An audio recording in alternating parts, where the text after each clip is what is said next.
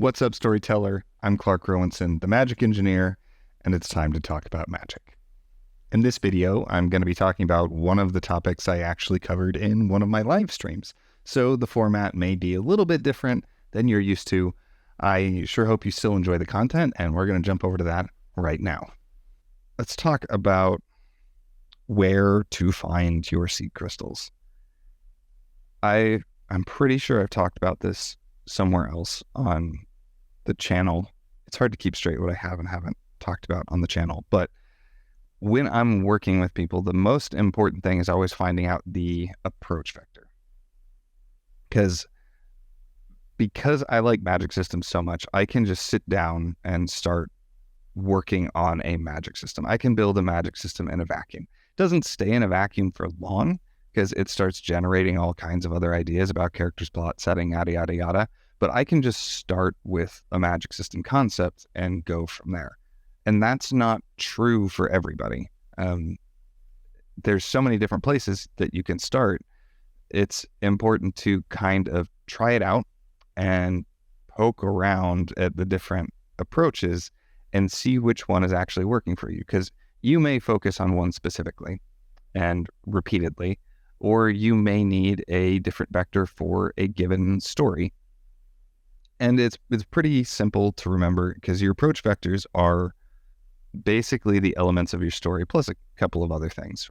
Another thing that you can do, and this is honestly where I think we see a lot of the more rational, more technical magic systems, a lot of those seem to come from an author who has who is an expert on a subject outside of writing. So if you have somebody who is, not always, obviously, but if you have somebody who is really, really into metallurgy or weaving or something to that effect, actually, we see this most often in world building because then they'll focus on that element in their story.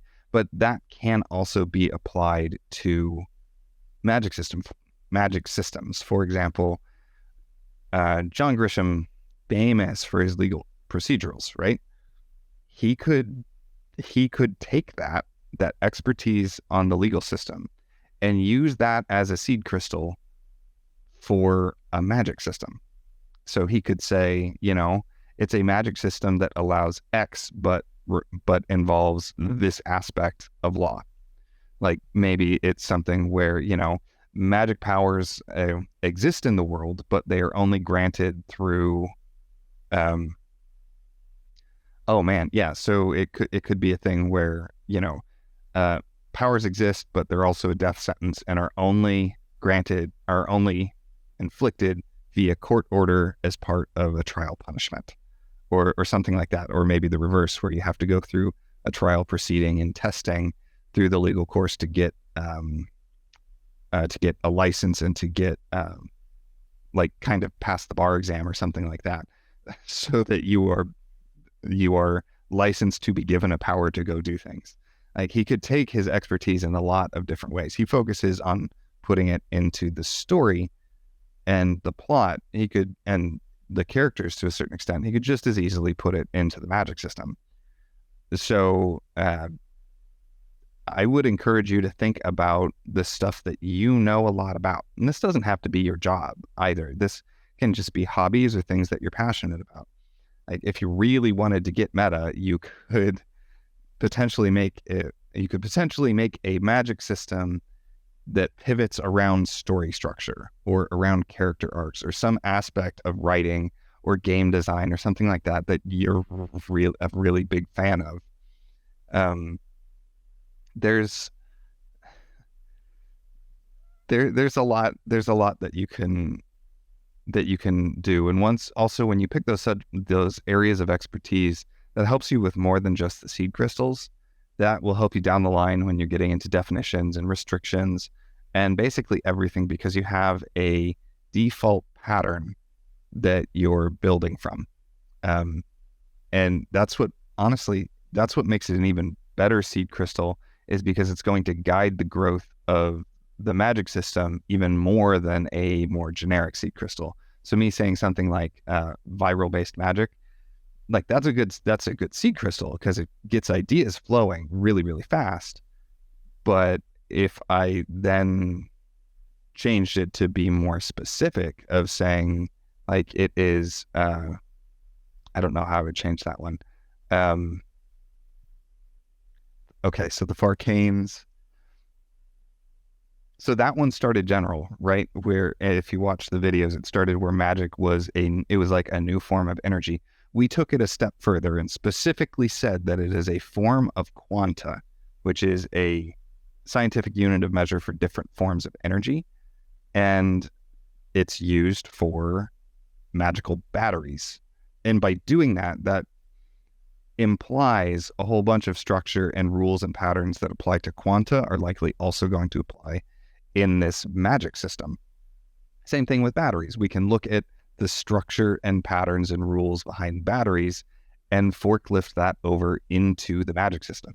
So that was a super strong one because it does a lot of work for us in terms of how things could potentially work. And that sets us up really nicely for a rational magic system. So, and you can do that with anything. You can do that with color theory, with painting miniatures for D&D. You can do it with role playing. Like, just think about the stuff you know a lot about and you're good at. Hey, quick break. Just want to say, if you are enjoying this video, please do take a second to like, subscribe, and hit the notification bell. It helps tremendously. And that's all I've got. So back to the content.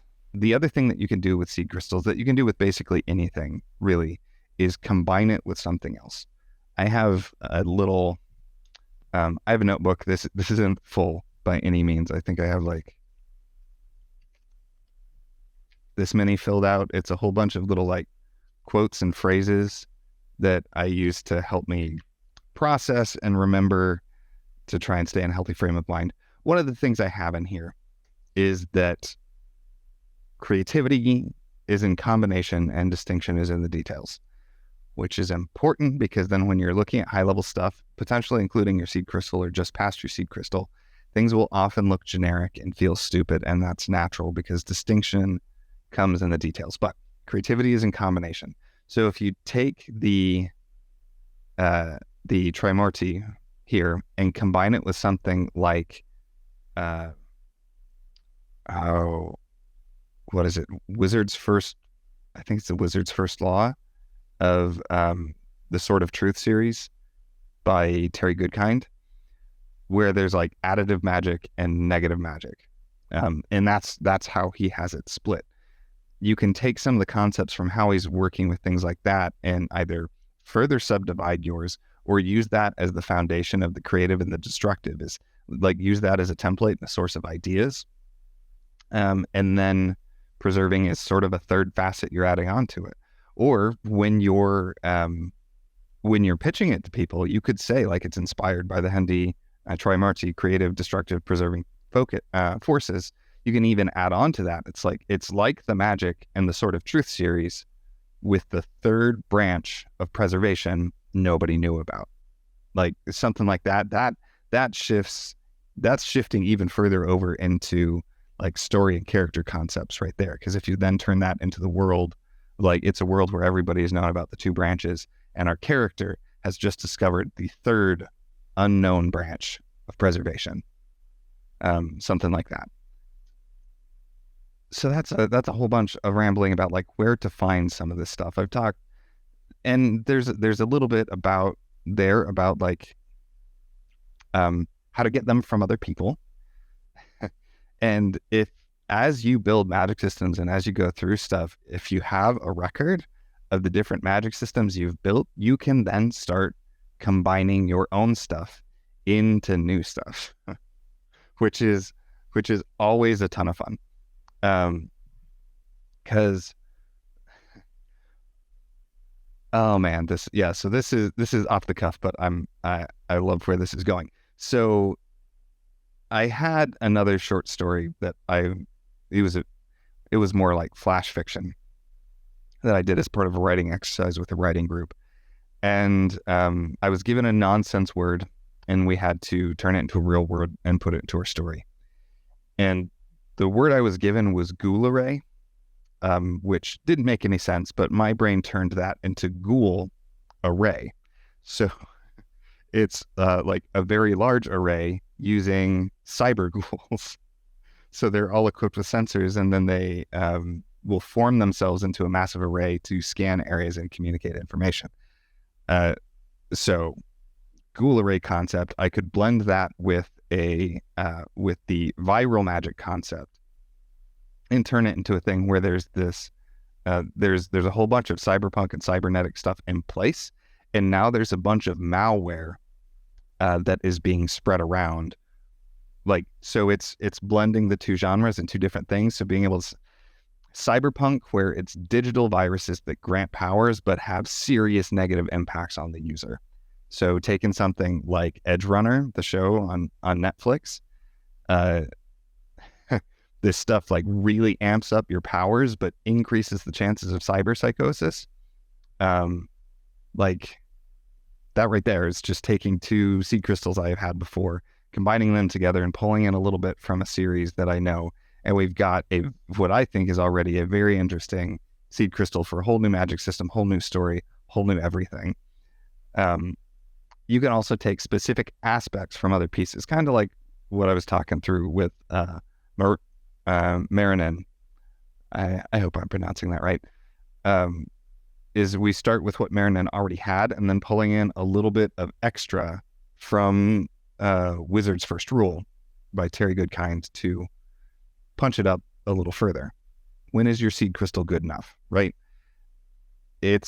To me, it's very wishy-washy. Everything with me is wishy-washy. Like, I break things into concrete steps, but then I'm like, oh, it all depends, and which is not helpful to a lot of people.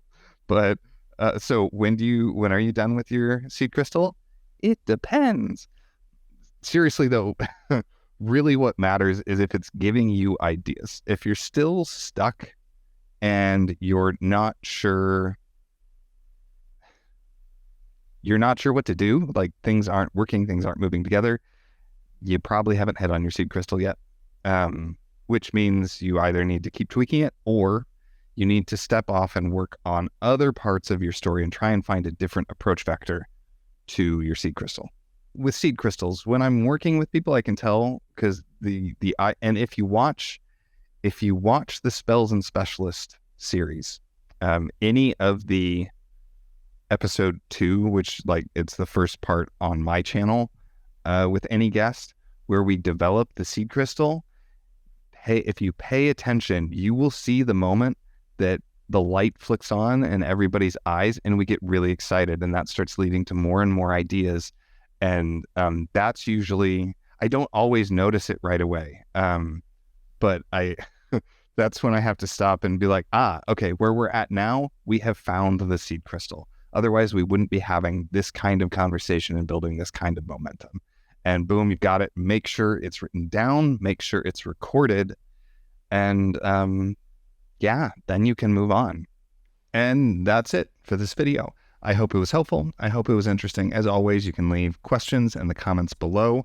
I'm also going to leave some links in the description. So if you have some questions you want me to address in any of my live Q&As, or you have topics that you would like me to cover in these kind of live conversations, you can click those links, fill out the forms, and I will potentially cover your topic in one of these future live stream / video recordings.